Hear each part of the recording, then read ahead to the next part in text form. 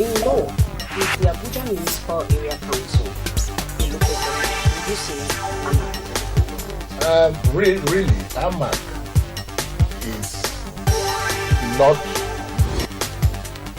a local government per se. The man that has been given the assignment, the FCT minister, cannot on his own be delegate. No, delegatus, not protest delegate. You cannot delegate what has been delegated when we say local government, but act whatever is inside. If you feel that the man of course, it's so fundamental right now that you have to follow it. He may have his reasons. In this, the confusion in this issue is that we really don't know who is the accuser and who is the judge, who is the prosecutor. Jubril raised the issue of the House was defensive.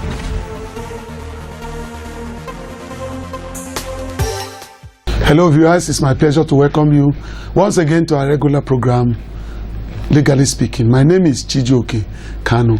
It is this time again that we look at power, politics and policies from the eyes of the law. Today we are looking at the amendment of the Constitution by the Senate and House of Representatives of the Federal Republic of Nigeria. I will introduce you to my guest and we'll go to the specific of those amendments when we return from this break. Welcome.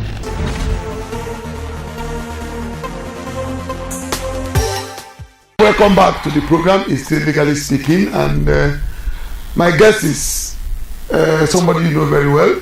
Doesn't need any introduction, any further introduction. Please, Al Wokoma, you're welcome to the program. Thank you. You're welcome, yes. So, as I said at the opener, we are talking about constitutional amendments by the House of Representatives and the Senate of the Federal Republic of Nigeria. It's not something new, no, but a little background is that when the call for restructure was booming all over the nation, the Senate and House of Representatives embarked on constitutional amendment, and now they are taking some of those issues that is making the call for restructure tough. They are trying to think out with them, but I'm going to do it in a way that we are going to do it in a way that the ordinary citizen would understand what we're talking about. Amendment of the Constitution is a duty of the both houses of the Parliament. That is Section 9(1) of the 1999 Constitution as amended. But there is this argument that this Constitution is not the Constitution of the people. Will it affect the amendment? When they say a Constitution is not a Constitution of the people, because of its bad. Yes.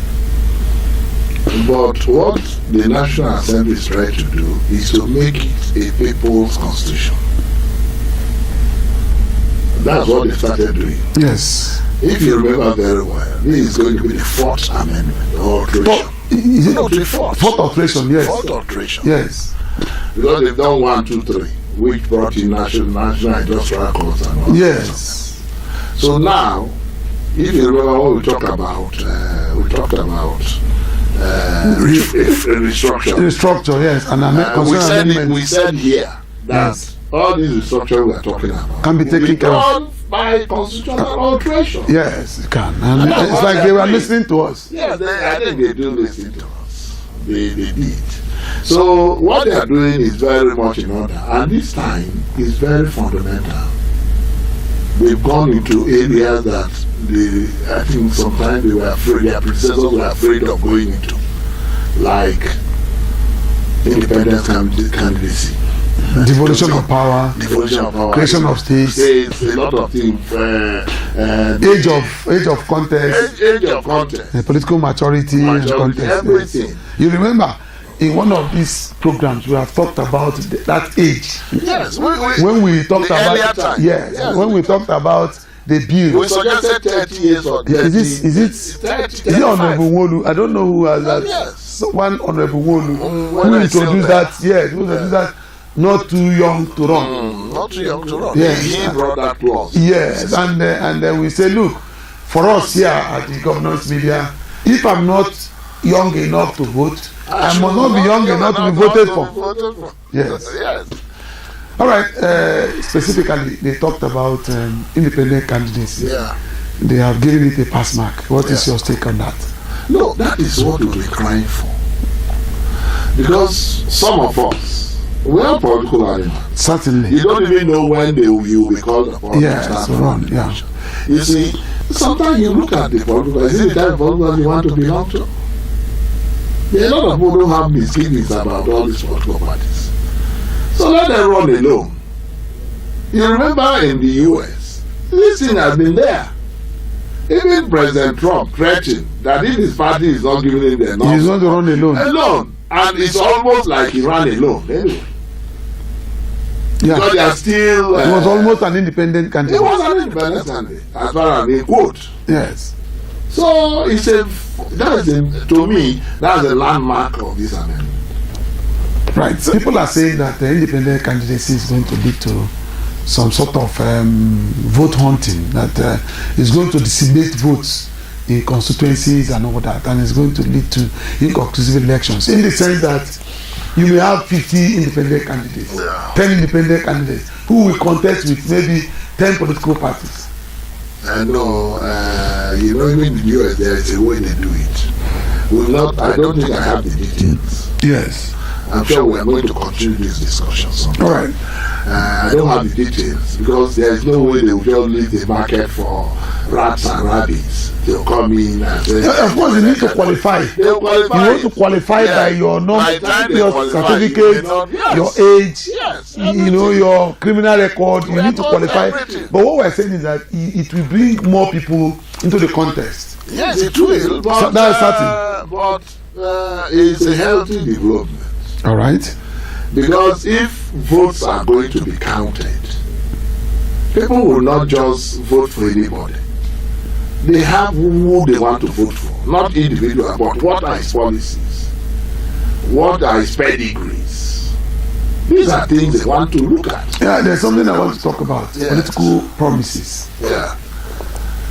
The way they do it here, it seems to me that we are not getting it all right.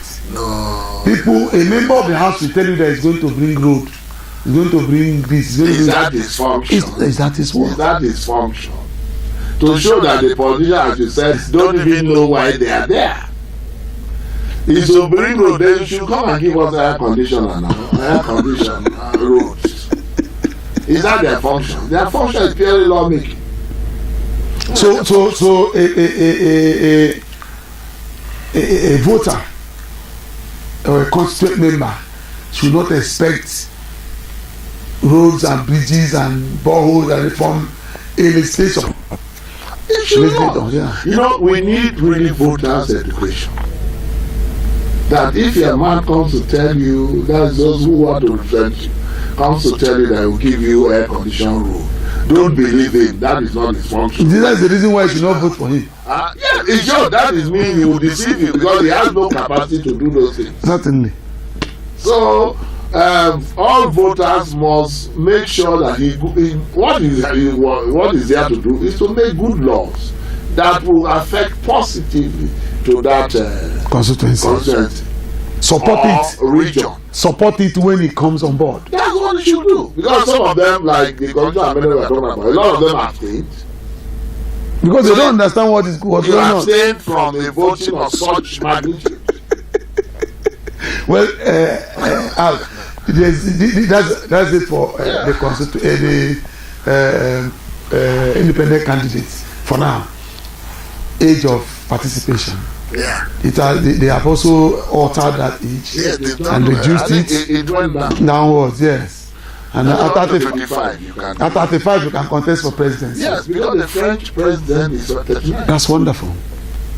Even the UK former prime minister, he was 42. Yeah. Obama was 46 when he became US president. Yes. What of one of the most decorated or most important president of the US, Kennedy? How old was he? Yeah, he was a young man. I don't think he was up to 42 when he became president. Yeah. He was assassinated. He stayed only 3 years, and look at the impact he made. And that means that age will become a factor in the next election. No, it will. Like the man who became House Speaker at 29. You know, he forged his age. Yeah. Yes, he forged his age. Yes. And he did well. He was one of the best speakers that has ever been. The Toronto guy. Yes. He was the best speaker that has ever been. At 29. That was great, and it was short-lived because of this certificate saga. Yes, because he wanted to. People didn't like his face, I think. If somebody didn't like his face, he would have been there. Maybe by now he should be a governor. So that particular provision is a pass mark for know you. it very well. Most of the provisions I've seen. We are taking them provision by provision. Yes. Let's go to creation of states. What I saw on the media is that Senate has voted against the House of Senate and the House of Rep has voted against creation of states in Nigeria. Well, you know, let us look at the serious creation of states. Yes. Is it very healthy for Nigerians, for the Nigerian populace? No, but Well, you see, what we are doing is that I felt we should even go back to an extent. We have geopolitical regions. I felt that if we allow me, that's my personal opinion, I would prefer let them handle it region by region. You know, create regions, not the way they are now. No one talk about South. The people are strange bedfellows. yeah, They never be together. The eastern region of old, who who understood themselves. understood themselves more than what they call the South, because the Rivers man has never lived with the Edo man at all. The Edo man is more of the Western region, yes. It's a Western regional. Yeah. It's not more of. It's a Western regional. Regional, yes. Even they adopted their names and language as their most some local governments. Right. You know, Delta has been a Western region. It's true. Yes, That's which true. later out of political Considerations. consideration they carved out Midwest. Yes. Now, there's this issue. You know, to amend Section 8 on state creation, Section 9 on alteration of the Constitution, and Chapter 4, the requirements Fundamental rights. is different from amending every other section of the Constitution. Yeah. Right? Now, Section 8(1) is on creation of states. Can the houses, by the parliament, by amendment, take away the right to request for state creation? No, you can request. I don't think they are saying we cannot request because it's a right. Yes. But whether you get those rights accrued to you, that is what they are trying to take away. Because a lot of people that spoke to me after the last sitting of the House were saying that how can they do this? Wouldn't we could do something about it? It seemed to me that when they say that the Senate has said no state creation, it means that they are saying that they were not able to alter the section 8(1) on state creation, because for you to alter it you need 4/5 majority. 4/5 majority.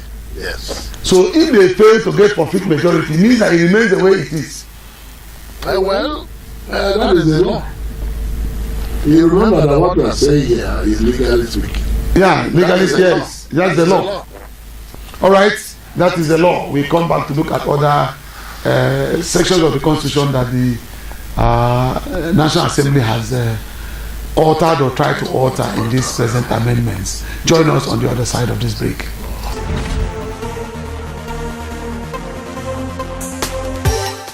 Welcome back to Legally Speaking, and I'm still with my guest, Prince Al Nwokoma. Well, before we went on that short break, it was Section 8(1), that is on creation of states, and we resolved that when they say that the Senate and House says no creation of state, it means that they were not able to get 4/5. to alter that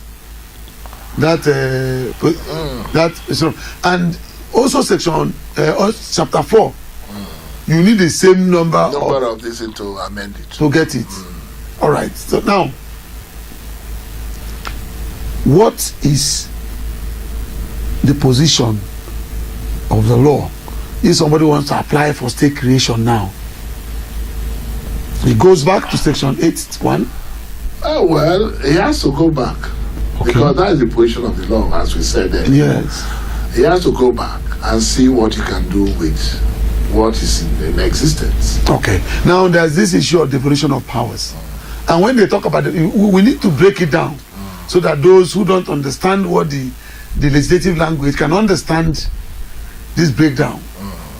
I think you give the definition. Yes. You see, devolution of powers means altering the exclusive list and then the concurrent list to reduce the power of the federal government in those lists. In the exclusive list, you have 68 items. Is it 68? 68, yes. 68. Now, in this and 20 in the other no one. 30. Is it 30? 30, yes. In the concurrent list The other one, no, nothing. Yes. Anyone that is neither here nor there belongs to the other. Yeah, Residual is a residual power. Now, that what it means is that 68 plus 30, federal government had legislative competence in 96 items. Not federal. Yes, federal government, because it's concurrent. It's concurrent. Yeah, you have to add the concurrent to the exclusive. The exclusive. Now, some quarters are saying that Senate ought to have broke it down. They ought to have altered it to reduce that list on the part of the federal government. What is your stake? I'm sure what they've done now is a continuum. Okay. You know, we are criticizing even not touching about independent candidacy.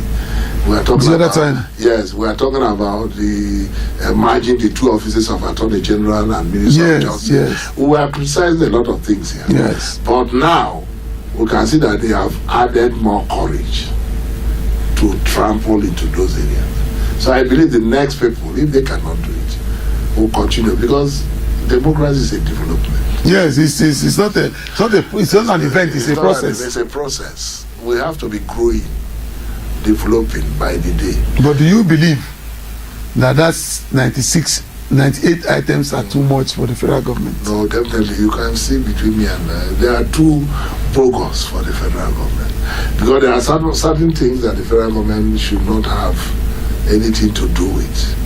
Yes. Like all these petroleum resources, antiquities, mines, antiquities, museums. They are not supposed to be there. Yes. We can talk about custom, yes. Yes. We can talk about foreign affairs, yes. We can talk about the military defense. Yes. We can talk about the same currency. Yes, of course. Currency, but central bank. Yes, because most confederations and federations, those are the things that hold them together. Yes. Defense. Even ECOWAS is talking about single currency. Yes. They've been doing that. Now, before I forget, there's this all-important issue of the local government.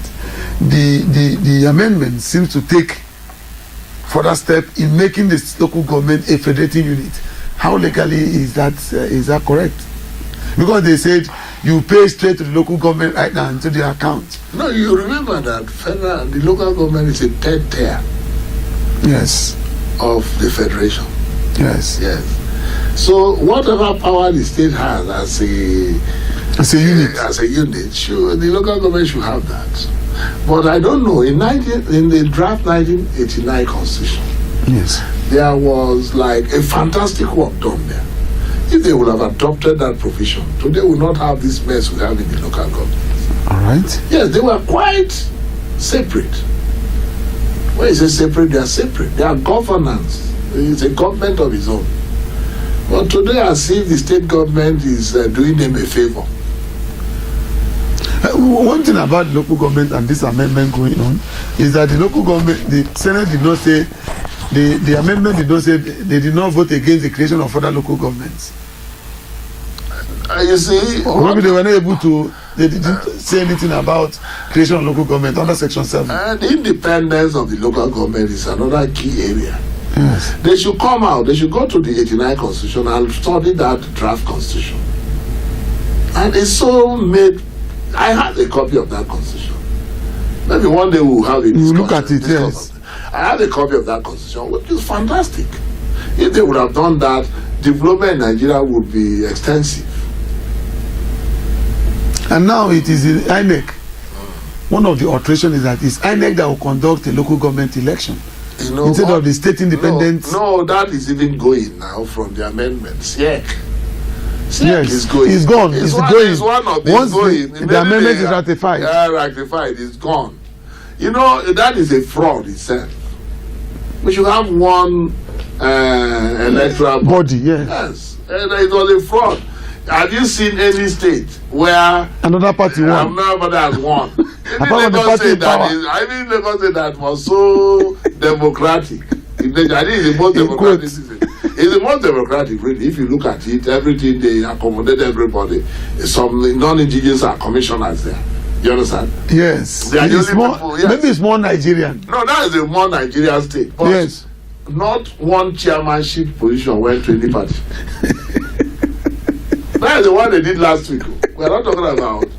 But the political class should also understand that they are dealing with human beings with head and brain within. No, it's what we were saying. Make this party owned by the people. Yes. When they own the parties, they dictate what goes on. Then internal democracy will come to stay. Because I keep wondering why, there are suits here and there compelling governor to compel the governors to conduct the election. Yeah. If the election of local government are in the hands of INEC, maybe that thing will not happen. No, the governor cannot stop it. No, it won't. First of all, put the structure straight. Yes. Amend the constitution to suit the structure that will not allow governor to tamper with the system. Yes. When you put that, can the president stop allocation to a state? It's not possible. It's not possible. When they tried it, when General Obasanjo tried it with Lagos State went to court. They went to court, won the case. The monies were saved for them. And they but because they were very good in internal generation, which other state should come? And they were surviving. They survived. They when that money came, all their plans that they had before, they started executing it. And Fashola was brought in to do the job. You know, that was what happened. Now, this amendment, people are saying that it is meant to scuttle the revolution of the structure. But you and I discussed here. Restructuring is nothing but it's not from the moon. And we said it here that it's nothing but changing the system. It's your man looking at the constitution. When you amend all the constitution, the offending parts, you've already restructured. How many times have they amended the Nigerian constitution from 1922 to date? Severally. It's a restructure. There was a time that 3 people were all from Lagos and 1 from Calabar. We are all representing nobody was representing, no Northerner was at the federal parliament. There was a time. But restructuring came.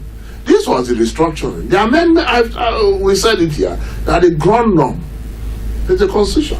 Now, there's this group that are contending that issues like devolution of power, creation of states, especially creation of states, is a right given to Nigerians individually. You understand that some of these issues are what should have generated some recourse to the constituencies for legislative instruction by representatives on how to vote on it. That it is wrong for them to sit there, assume they have monopoly of political knowledge, and then vote on issues like creation of states, which is akin to Chapter 4 of the Constitution.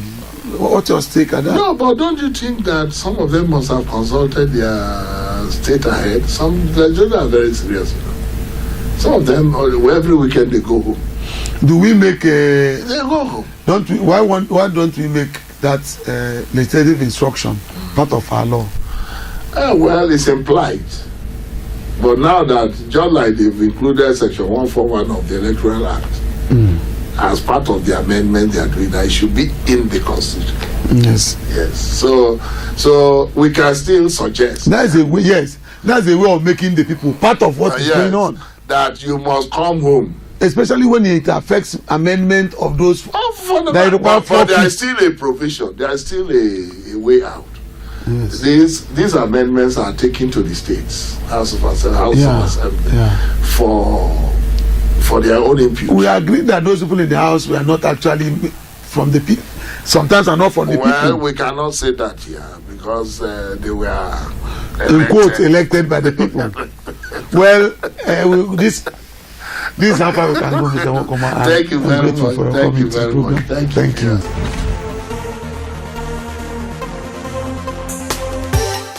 This is how far we can go. The topic we can go on and on and on, but time will not permit us. Join this conversation on the media, on the social media address on your screen right now. Let us know your thoughts on this issue.